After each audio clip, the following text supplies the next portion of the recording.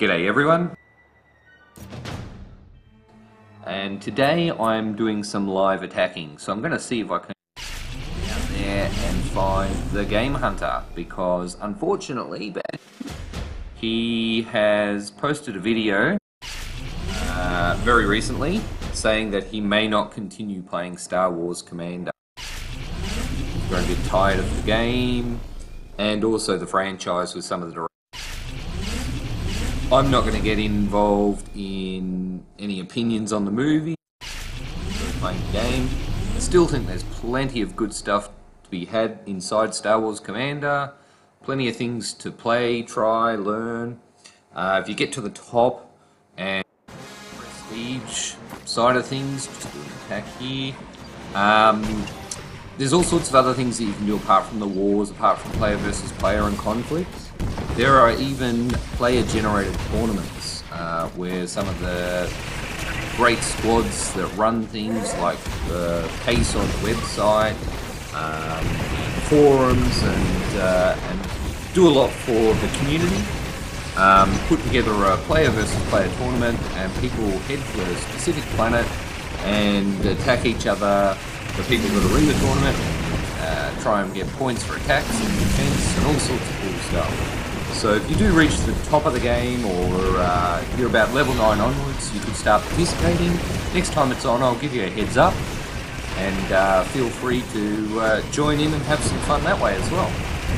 Alright, so as I said, I'm searching for the Game Hunter, not because I want to beat up on him. I always said that this mini base that I was starting was an attempt on my part to create a rebel version of what he was doing, because I thought what he was doing was great, good for the game. So what I was hoping to do was go out and find him, maybe see if I can get him to do some revenge attacks on me, and get him to engage that way. You never know. It can be very hard, however, to find specific players in the game. It's a large pool of players. I know he's on Tatooine at the moment, or at least based on his last video. He's not currently in a squad, so I can't search for him that way. Just got to go out and smash that, find an attack button, and just see what we can do that way. If I do see an Imperial base with heaps of resources, I may attack it. At the moment, in my base here, I've got TXs unlocked, so I'm running quite a few of them each attack. I'm maxed out on the alloy, so I'm just going to turn on some perks here to get my credits increasing as well.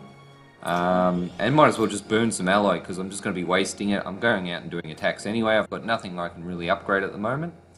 In an upcoming conflict within the next 9 hours or so, AA-5 Wookie Wagons. And I'm going to be competing in that conflict, trying to unlock them. They're an awesome unit. I highly recommend, if you've got the time to grind for them, jump out there, do some attacks, and see if you can unlock them, because they're very handy. Okay, I'm just prepping my next build. So I'll jump in here and show you my armory. I don't have a lot unlocked at the moment, but those TXs, which are the hover tanks, are very useful. In fact, anything that you unlock that boosts the unit on the planet you're on are very handy. So if you've got desert units, rebels, jetpackers if you're a higher level player, heavies, those things will really make a difference in your attacks. So base your attack loadouts around those during the conflicts, because they'll speed up your attacks, and they'll help you get 3-star victories, which also will speed up your progress in the conflict. Alright, you can see in our squad here we've got quite a few spots, and as you might have seen when I jumped in to activate the perks, we are maxed out. So we've got level 50 perks.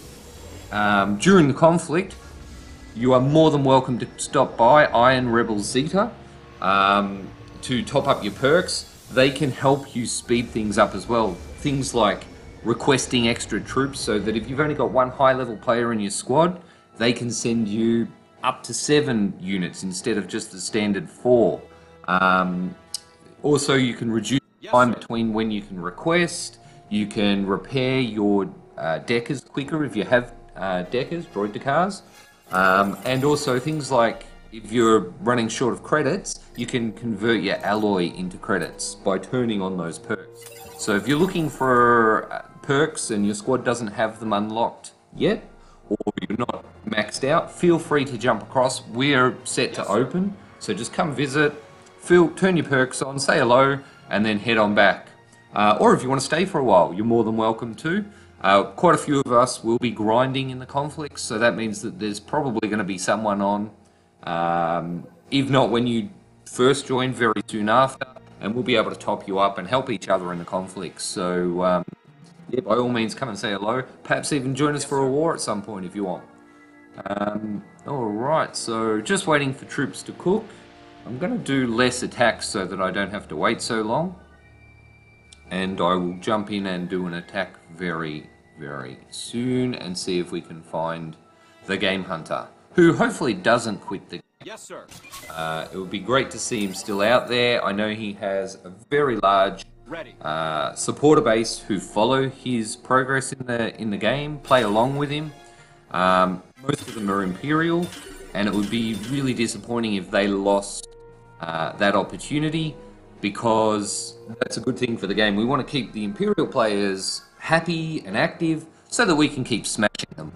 And conversely, they want us to be active so that they can try and smash us. Alright, got a crate here, see if we get anything useful out of it. Might as well open these up while we're waiting. Credits is good. Layer sample, that'll come in handy for wars, no doubt, or for grinding in the conflicts. Very cool. And we got HQ bracing. That's alright, not too bad. Ready. Not too bad.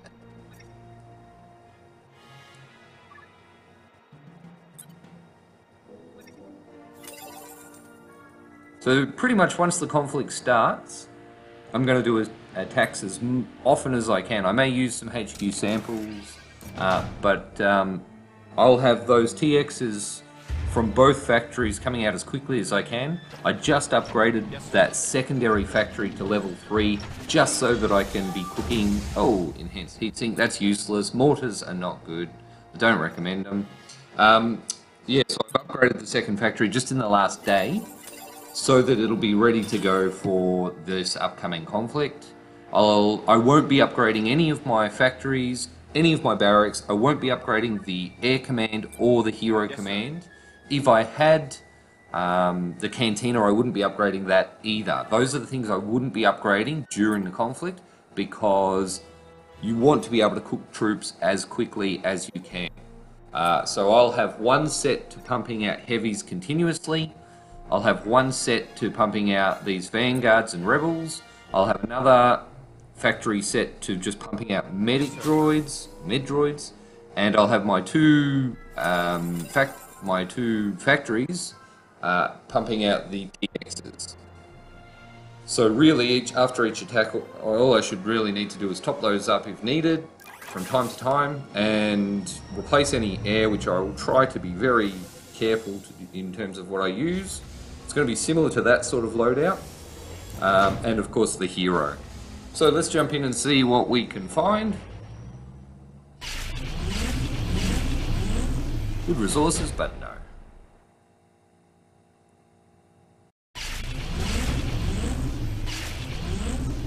Let's just churn through as we can quickly. Now, the way that Star Wars Commando, this is something that's probably not understood by a lot of people, is it actually...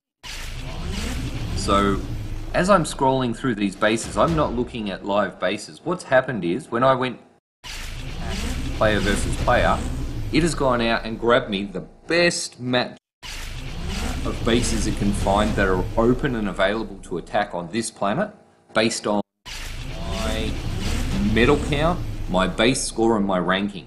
So, gone out, grabbed about 10 of the best matches it can find. They call them buckets. That's what the developers originally referred to them as. Then it goes and grabs the next best 10 matches, and it builds up a whole heap of these buckets before it even shows me the first base. And that is my pool of players. It's about 100. It does vary. They've opened and closed the matching over time, and it also changes during conflicts. But it's around 100 bases, and those bases, as I'm scrolling through here, are the only bases I will see. Once I get to the end of them, so if I just keep hitting the button, I'm only going to see the bases that it is pre-filtered for me. Even though there might be thousands of bases out there for me, it has segmented these bases off for me. Nobody else can attack these bases right now. So sometimes you might wonder why you log out and you'll get attacked 3 times in 6 minutes. Typically what's happening there is somebody is attacking the base they see, or they're bypassing you and then they're attacking somebody else. Therefore you become available back into the pool of bases. Where you might not get attacked at the time, sometimes what's happening, even in the busy periods you might not get attacked, pool of bases like this, and they are hitting next, skipping, perhaps even going a lot slower than I'm going, like they're studying the base they attack, and they could spend 10 to 15 minutes finding the perfect base loadout, and during that time all of those bases that got pre-populated for their bucket list will not be available to anybody else to attack. That's one of the reasons why the game is not live, and I'll show you another thing that clearly identifies this fact. It's all based on the fact that it's run from the server.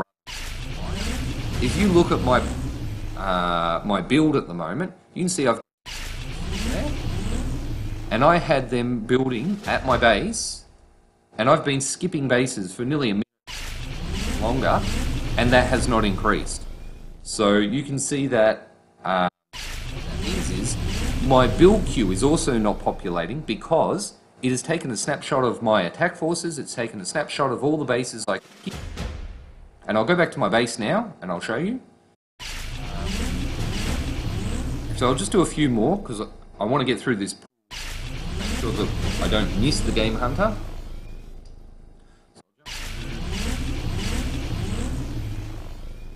Cycle through a few more, but you'll notice that my build is not in rebels, even though I had them queued up, and even though I don't think I had a full build, but if not, I'll show you. And so that just perfectly demonstrates actually live. In a live game scenario, you would expect to see your build increasing as those factories pump them out. The bases that you're attacking be live, and if you turn one down, somebody else should be able to get it, but that's just not how it works. That's fine, it's almost live. It's an almost live game in that. You'll also notice things like when you attack in wars and grab an outpost, for some people they'll move instantly and for some people they won't. Or some people can take a couple of minutes to see an outpost jump across. So there's lag involved with the game. It's because everything's happening on the server. The client side is just replaying data, and sometimes someone will attack you and it'll say they got, let's say, 60%, when you might show them getting 100% or 80%, or maybe even failing. It's showing you a replay of what it thinks happened. It doesn't actually replay itself. And we're back to Sven. So you can see we've done a full circle of all the bases that I can hit. So back to Sven. Do I want to take him? I mean, he's got 128k of credits. It's pretty good. But I'll head back to my base. Yes, sir. You can see my transports is not full. Didn't actually have any cooking. Alright, so let's prove that point right now. So here we go. We'll get some rebels cooking. Get them on the burner. Very nice.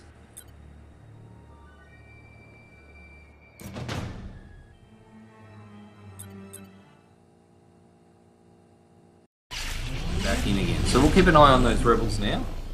And I'll keep an eye on there they are, 10 rebels. Skipping, skipping, skipping.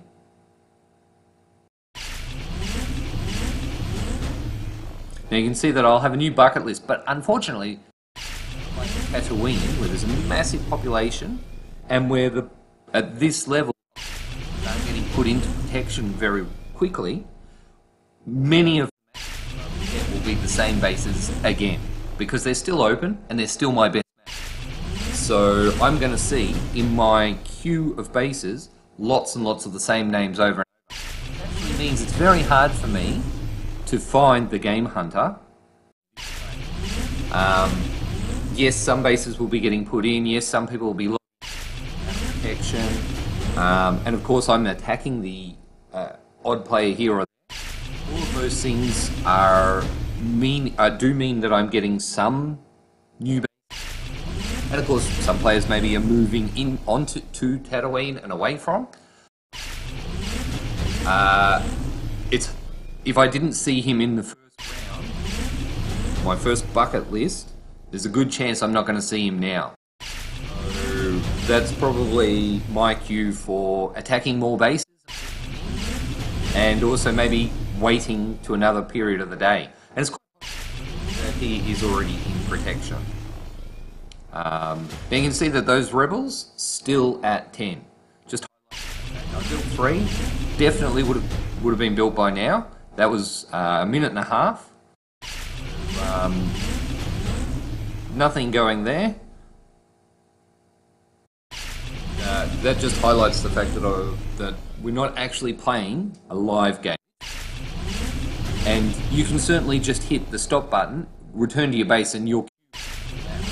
And that's, you know, so just be aware of that. If you're in conflict grinding, you can't up troops, go and start skipping through bases and expect your load to increase. Once you hit that attack button, or once you go out, the troops that you have are the troops that you will be attacking with, and that is also, even if somebody now sends me troops while they will not actually be available to me in my loadout. So just be aware of that as well. That's also true of wars. Once you go into scout either an outpost or an opponent's base, anything built from that point onwards will not show up in your loadout. Keep those things in mind. Alright, so not having much luck here. I think we're out of luck finding the this time round.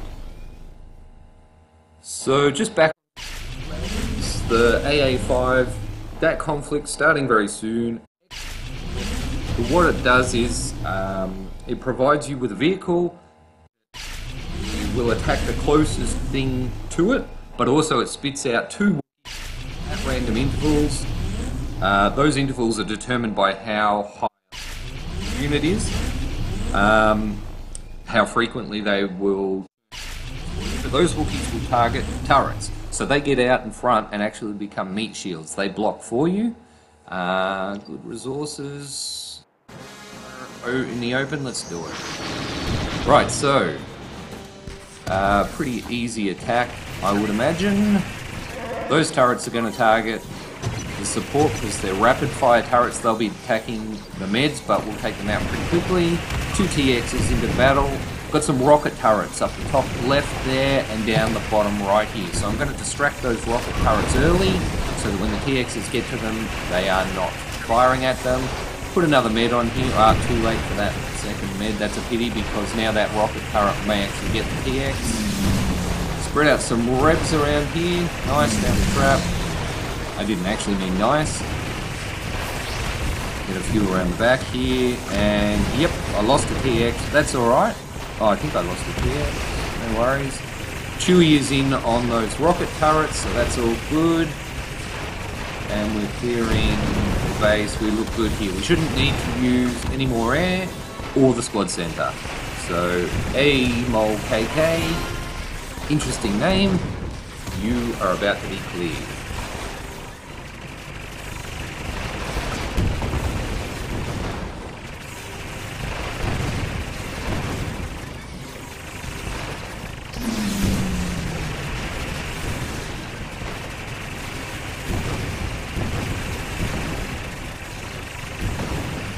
Now, with the conflict coming up for the Wookie Wagons, they're going to be back-to-back conflicts, so there'll actually be 2 of them. So if you are able to finish Obsidian, which is 1 off the top level, if you can finish Obsidian twice, you will unlock them. If you can finish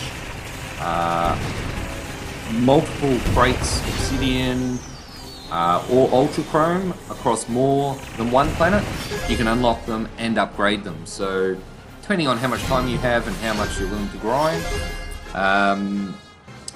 definitely if you can try and unlock them, they are an awesome unit. Very, very good for being a shield later on against Guard Reserve. Also extremely useful for wars in terms of taking outposts. The samples you can use for direct attacks against bases in wars, and they are very, very useful. Save those samples. If you've got samples, save them up for wars later, because with Tatooine Outpost or Tatooine and Dandoran, they are seriously overpowered. Okay, no luck finding the Game Hunter today, but I will try and find him again soon. Alright, take it easy everybody.